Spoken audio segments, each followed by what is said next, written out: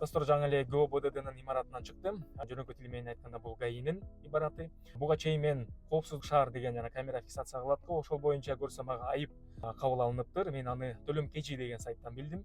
Анан эмне айып экенин мен атайын ушул жерге келип, атайын операторлор бар, ылдыйда көрсөтүлгөндөй. Сонго окшош эле ошол жерге барып мен видео камераны мага көрсөтүштү. Кандай болуп тартылып, эмне үчүн мага айып келтирилген. Мен бир карап, мен ошол айып менен макул болгон эмесмин.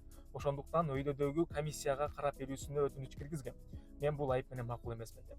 Анан бүгүнкү мени чакырышкан, видеону кайрадан мага көрсөтүштү. Анан толугу видеону көргөндөн кийин мен чындыгы күнөөмдү мойнума алдым. Чындыгында мен тараптан күнөө кетти, бир аз эртерээк бурулуп кеттим. Ошондуктан бүгүн буюрса ошол айыпты сөзсүз түрдө төлөйм.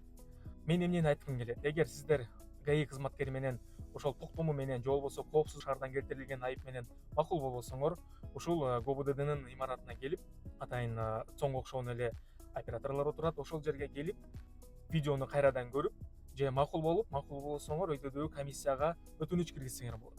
Комиссиянын чечими менен макул болбосоңор, андан ары сотко да кайрылсаңар болот.